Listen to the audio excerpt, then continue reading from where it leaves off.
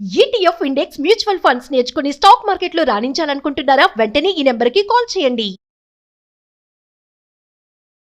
నమస్తే రమగారు. నమస్తే జయ. రమగారు, ఈ చంద్రగ్రహణం వచ్చింది. అసలు గ్రహణం, సూర్యగ్రహణం కానీ చంద్రగ్రహణం కానీ మీరు ఫాలో అవుతారా? ఏం చేస్తారు? గ్రహణాన్ని బట్ట అంటే మనకి దాని తీవ్రత ఉన్న దాన్ని బట్టి చేస్తారు. ఏం చేస్తారు? ఈ పాక్షిక చంద్రగ్రహణం, పాక్షిక సూర్యగ్రహణం అని చెప్తారు కదా జయ. మనకి ఇక్కడ కనపడదు. మేమేం పెద్దగా దాని మీద పాటింపుగా అలా ఏం చేయటల్లా. చిన్నప్పుడు అంటే ఈ గ్రహణం అంటే చూడాలని గ్రహణం చూడాలి అని చెప్పి చూసేవాళ్ళం. మా పుట్టింట్లో పెద్దగా గ్రహణాల పట్టింపులు అవి పట్టు స్నానం, విడుపు స్నానం అని చేయించేవాళ్ళు.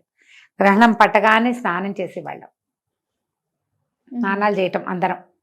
గ్రహణం విడిచిన తర్వాత విడుపు స్నానం చేసేవాళ్ళు. అంతే నాకు తెలిసింది మా చిన్నతనంలో, అంతకంటే తెలీదు. పెద్దగా మాకు చిన్న ఊరుగా శివాలయాలు అవి ఉన్నవి కాదు. చిన్నప్పుడు 2-3 సార్లు నేను విన్నది ఏంటంటే, చంద్రగ్రహణం మర్నాడు శివాలయంలో విరివిగా అభిషేకాలు చేసుకునేవాళ్ళు. మా కాన్వెంట్కి పక్కనే శివాలయం ఉంది గూడూరులో. ఇవాళ గ్రహణం అయితే మర్నాడు చాలా మంది కనపడేవాళ్ళు అభిషేకాలు చేసుకోవటానికి. ఇవాళ చంద్రగ్రహణం, మర్నాడు అభిషేకం. ఆ రోజుల్లో ఏం పెద్ద పట్టించుకోవాలి, చిన్నపిల్లని కదా, 5th క్లాస్ దాకా. కానీ నేను ఆలోచించుకుంటుంటే మేము అలా గమనించే వాళ్ళమని ఎక్కువ జ్ఞాపకం ఉన్నది నాకు. వివాహం అయిన తర్వాత మా అత్తవారింట్లో మంచి గ్రహణం పట్టింపులు ఉన్నాయి. అప్పుడు మా చిన్నప్పుడు ఏం చేసేవాళ్ళు అంటే, దర్భలు వేసేవాళ్ళు సామాన్ల నిండా. ఆవకాయ, మాగాయ, పచ్చళ్ళు, పాలు, పెరుగు, కుండలు. మాకు వెన్న, నెయ్యి పుష్కలంగా ఉండేవి. దర్భ వేసి గ్రహణం అయిన తర్వాత దర్భలు తీసేయటం తెలుసు నాకు. ఇల్లు శుద్ధి చేసేవాళ్ళు, వాకిళ్ళు అవి కడిగేసేవాళ్ళు. మొత్తం వాకిలి ముందు పెద్ద పెద్ద పెరళ్ళు, పల్లెటూరు కదా, ముందు వాకిలంతా కడిగేవాళ్ళు, వెనకాల వరండా అంతా కడిగేసేవాళ్ళు. నీళ్లు పోసి కడగటం, ఇల్లు కూడా కడుక్కునేవాళ్ళం. అవే చిన్నప్పుడు చేసినవి. హైదరాబాద్ వచ్చి వివాహం అయిన తర్వాత నాకు తెలిసింది వీళ్ళు ఇంకా గట్టిగా పాటిస్తారు. గ్రహణం సమయంలో డాక్టర్ గారు జపం చేసుకుంటారు జయ. ప్రతి గ్రహణం సమయంలోనే చేస్తారు. గ్రహణ కాలంలో జపం చేసుకోవాలి. అప్పుడు ద్విగుణీకృతం ఎక్కువ అవుతుందట. 1000 రెట్లో ఇంకా ఎక్కువ రెట్లో అయిపోతుంది ఆ జపం. సూర్యగ్రహణమైనా చంద్రగ్రహణమైనా కూడా పగలైనా రాత్రైనా గ్రహణ సమయంలో ఈ జపం చేసుకోవాలని ఎవరికైతే మంత్రోపదేశం ఉంటుందో వాళ్ళు జపం చేస్తే మంచిదని నేను తెలుసుకున్నాను. అయితే నాకు అష్టాక్షరి ఉపదేశం ఉంది. కాసేపు జప చేసుకుంటాను నేను. అప్పటి నుంచి నేను నేను తెలుసుకున్నాను అనమాట. అంతకుముందు మామూలుగా మనకేంటి, ఈ గ్రహణం రాగానే దర్భలు తీసుకెళ్ళి మేడ మీద వేసేయటము, తర్వాత ఈ పచ్చళ్ళ సీసాలలో వాటిలలో వేసుకోవటము, తర్వాత ఇల్లు ఒకసారి తడిబట్టి పెట్టి తుడిచేసుకోవటం. ఇవి ఇల్లు కడుక్కునే ఇల్లు కావు, అపార్ట్మెంట్లలో ఇల్లు కడగటాలు అవి కష్టమే. తుడుచుకోవటమే. పట్టు స్నానం, విడుపు స్నానం అప్పుడు ఉంది, ఇప్పుడు కూడా ఉంది. గ్రహణం పట్టగానే చిన్నపిల్లలైతే ఈ పట్టు స్నానం చేయలేకపోయినా, కడుపుతో ఉన్నవాళ్ళు, వృద్ధులు, ఆడవాళ్ళు రాత్రిపూట స్నానాలు అవి కొంచెం కష్టం అవుతాయి, తల ఆరదు, ఒళ్ళ బాధలు పడతారు కదా. అందుకని విడుపు స్నానం ఒకటే అయినా చేసుకునేవాళ్ళం. మేము ఇప్పటికీ కూడా అదే విధానం పాటిస్తాము. గ్రహణం పట్టగానే ఇది ఇప్పుడు పాక్షికాలు ఎక్కడో కనపడతాయి, మనకి కనపడని వాటి ప్రభావం మన గ్రహాల మీద ఉంటుందని పెద్దవాళ్ళు చాలామంది ఇప్పుడు చెప్తున్నారు. ఇది వరకు వినలేదమ్మా.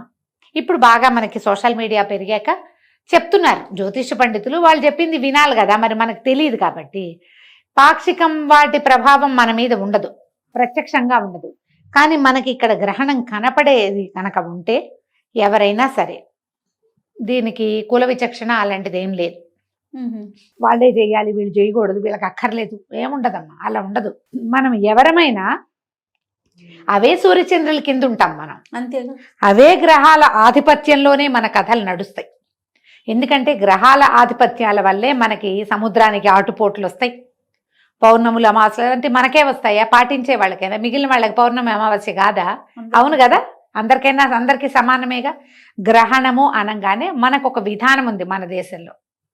పట్టేటప్పుడు స్నానం, విడుపు స్నానం. పోనీ పట్టు స్నానం చేయకపోతే గ్రహణం విడిచిన తర్వాత అది అర్ధరాత్రి గనక అయితే తెల్లవారాక తల స్నానం చెయ్యండి. ప్రథమ కర్తవ్యం అదే. తినేసి తిరిగి వచ్చి కాదు, స్నానం చేయటం ఎవరైనా చేయవలసిందే.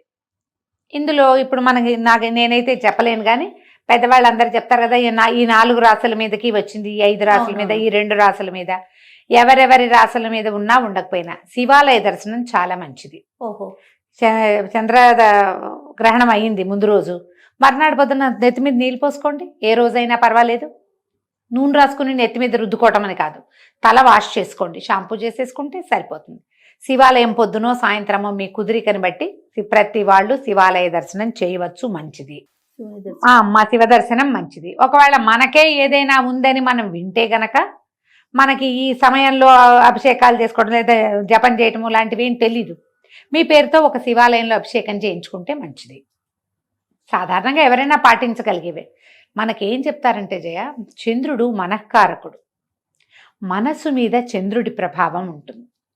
సాధారణ విషయం. ఇందులో లాజిక్ కనుక మనం వెళ్ళామంటే ఈ మన చంద్రుడు గ్రహణం పొందినప్పుడు మనకి మానసిక సంతులన పోయేందుకు అవకాశం ఉంది. ఏమైనా ప్రెషర్స్ రావచ్చు. మన జాతకంలో చంద్రుడు ఉచ్చ స్థానంలో ఉండటమో లేదా ఏదో స్థానంలో ఉంటాడు, ఎక్కడో చోట ఉంటాడు కదా, దాన్ని బట్టి దాని ప్రభావం మన మీద కొంత ఉండడానికి అవకాశం ఉంది. ఈ చంద్రుడి సమస్య అనగానే చంద్రుడికి రంగు తెలుపు, తెల్లటి వస్తువులు ఎవరికైనా ఇవ్వటం, బియ్యం ఇవ్వచ్చు, తర్వాత వెండి వస్తువులు, పాలు పెరుగు ఇవ్వచ్చు, వెండి వస్తువు ఏదైనా ఇవ్వచ్చు, తెల్లటి వస్త్రాలు ఇవ్వచ్చు. ఇవి ఎవరికైనా ఇవ్వటం ద్వారా కూడా మనం ఆ సమస్యల నుంచి కొంత బయటపడతాం. ఇది పెద్దవాళ్ళని అడిగి మీరు జాతకం చూపించుకుని చేసుకుంటే మాత్రం మంచిది, లేదా లోక సామాన్యంగా చేద్దామంటే ఇలాంటివి కూడా చేయొచ్చు. వైట్ వస్తువులు, వైట్ డ్రెస్సులో లేకపోతే పంచలో బ్రాహ్మణులకు ఇచ్చినా మంచిదే. ర్యాండమ్గా ఎవరికైనా పడేటట్టుగా పాతవి కాదు కొత్తవి కొని గనక ఇస్తే మీకు దాని ప్రభావం కొంత తక్కువగా ఉండేందుకు అవకాశం ఉంది. స్నానం చేయటం, మీకు ఏదైనా చిన్న ఉపదేశం ఉన్నా లేదా మీరు దైవభక్తి పరులు రోజువారీ ఏదో కృష్ణారామ అనుకునే అలవాటు ఉంటే గనక మనం ఆ సమయంలో కూర్చుని ఏదైనా చదువుకోవచ్చు. విష్ణు సహస్రనామం చదివే అలవాటు ఉంది, చదువుకోండి. లక్ష్మీ అష్టోత్తరం చదువుతారు, చదవండి, ఏం పర్వాలా. దేవతదా, దేవుడిదా, వినాయకుడిదా, కుమారస్వామిదా ఆలోచించద్దు. మీరు ఏం చేసినా ఒక్కటే శ్లోకం వచ్చు, మీకు శుక్లాంబరధరమే వచ్చు, చదవండి 108 సార్లు, అదే ఏం పర్వాలా. ఏదైనా సరే ఒక్క దైవ ప్రార్థనా శ్లోకమైనా సరే గ్రహణ సమయంలో చదివితే అది రెట్టింపుగా దాని ఫలితం మనకు అందుతుంది. ఓకే, ఎనర్జీస్ పెరుగుతాయి మనకి. ప్లస్ అమ్మా, ఇది ప్లస్ చేసుకోవటమే అంతే. ఇది గర్భవతులు దీన్ని చూడకూడదు, కదలకుండా ఉండాలని చెప్తారు. గర్భవతులు అయితే మీరు రెస్ట్ తీసుకోండి, ఏం చెయ్యొద్దు. దీనికి ఇంకొక నియమం ఏంటంటే జయ, గ్రహణ సమయానికి ఆహార స్వీకారం చేయకూడదు ఎవరైనా. గ్రహణం టైంకి పొట్టలో క్రియలన్నీ అయిపోవాలి, అరిగిపోవాలి, అన్నం ఎత్తిపెట్టేసేయాలన్నీ. ఇప్పుడు ఇది రాత్రి వేళలే పట్టింది, 9:50కో ఎప్పుడో ఉన్నది, మనం సాయంకాలం 6 గంటలకే తినేసేయాలి, అన్నం అరిగిపోతుంది. 9:30కి 9:50 అయ్యాక ఓ చెంబు నీళ్ళు పోసుకుని కూర్చోండి, ఏదైనా చదువుకోండి, టైం ఉందిగా, ఒక గంట సేపు అయినా చదువుకుని గ్రహణం సమయంలో మీరు నిద్రపోయినా పర్వాలా, తెల్లవారు లేచాక స్నానం చేయండి. 1:30 దాకా పట్టి ఉంది గ్రహణము, అంత మటుకు మెలకుగా ఉండి జపం చేసుకోగలిగే అలవాటు ఉన్న వాళ్ళు వాళ్ళ దారిని వాళ్ళకి మనం చెప్పక్కర్లేదు. మామూలు వాళ్ళకి ఏదైనా చెప్పాలంటే ఇలా చేసుకోవచ్చు, మీరు ఏదైనా చదువుకోండి. కొన్ని రాసులకి బాగుండటం, కొన్ని రాసులకి బాగోకపోవటం, ఇలా ప్రతి గ్రహణానికి వింటూ ఉంటాం కదా రమ్మగారు. అవును, అంటే దీని వెనకాల ఏమన్నా ఉందంటారా? ఏమి కాదు జయ, అది ఇప్పుడు ఈ గ్రహణం పట్టిన సమయంలో ఏ రాశి ఎక్కడెక్కడ ఉన్నది దాన్ని బట్టి ఆయా రాసులకి ఇప్పుడు ఆ గ్రహదేవతలు ఎక్కడున్నారో దాన్ని బట్టి కదా. అప్పుడు ఈ గ్రహాలకి మంచిది కాదు, వీళ్ళు కొంచెం జాగ్రత్త పడాలంటే ఏం చేస్తాం, గ్రహణాన్ని ఆపలేం కదా, చూడకుండా ఉంటే పోదు. అది బయట కాస్మిక్ దీంట్లో జరిగేది, వినీలాకాశంలో జరిగేదాని ఎఫెక్ట్ దాని కింద ఉన్నాం మనకు తప్పదు. మనం ఒకవేళ తెలుసుకుంటే ఇవి చేసుకోండి అని ఏమైనా చెప్పినప్పుడు వాటిని పరిహారాలు పాటిస్తే సమస్య కొంత మటుకు సద్దుమణుగుతుంది. అన్నిటికంటే అత్యంత సులువైనది దేవాలయ దర్శనం. మర్నాడు చక్కగా శివాభిషేకం చేసుకోండి. ఇది ఆదివారం నాటి రాత్రి వచ్చింది, సోమవారం శివుడికి విశేషం కదా. అవునండి, చక్కగా అభిషేకం చేసుకోండి, దానం చెయ్యండి, ఎక్కడైనా బియ్యం దానం చేసేయండి, బియ్యం ఇవ్వండి మీ చేత్తోటే. మీరు ఇవ్వండి. పాత రోజుల్లో ఏం చేసేవాళ్ళు జయ, అడుక్కునే వాళ్ళు, భిక్షకులు వచ్చేవాళ్ళు, ఇట్లా దోసిడితో బియ్యం తీసి పెట్టేవాళ్ళం. ఇప్పుడు ఆ అవకాశం లేదు. చక్కగా ఒక కవర్ ప్యాక్ చేయండి, ఒక 4-5 కవర్లు ఎవరికైనా చేతిలో పెట్టండి, అన్నం వండుకుంటారు కదా. మీ కర్మ పరిపక్వం అయిపోతుంది, వాళ్ళు తినేస్తారు, వాళ్ళకి అరిగిపోతుంది. మీ దాన ప్రక్రియ ఉపయోగపడుతుంది. తప్పకుండా. పెద్దవి చేయలేకపోతాం, ఇదేనే చేయొచ్చు. పంచదార కూడా ఇవ్వచ్చమ్మా, అది కూడా ఇవ్వచ్చు. బియ్యం దానం చేస్తే అసలు చంద్రుడికి దానం చేసేదే బియ్యం. తెల్లటి వస్త్రాలు, ముత్యము, వెండి ఇవన్నీ కూడా దానానికి పనికొస్తాయి. తెల్లటి వస్తువులు ఏవైనా అలంకరణ వస్తువులు కూడా ఇవ్వచ్చు. ఇవన్నీ పాక్షికంగా అయినా కూడా పనిచేస్తాయి. ఇలాంటిది ఏదైనా చేసుకోవచ్చు. మీరు ఏదైనా చదువుకోదలుచుకున్న వాళ్ళు చదువుకోవచ్చు. భయపడాల్సిన పనే ఉందమ్మా. మనం భయపెడితే ఏమాగుతుంది? మనకు భయం మిగులుతుంది. అంతే. అనవసరమైన ప్రెషరు, టెన్షను కదా. అవును. ఒకవేళ భయాలు, టెన్షన్లు, ప్రెషర్లు మీకుంటే ఓ పురోహితుడిని ఆశ్రయించి ఆయన ఏం చెప్తే అది చేసుకోండి.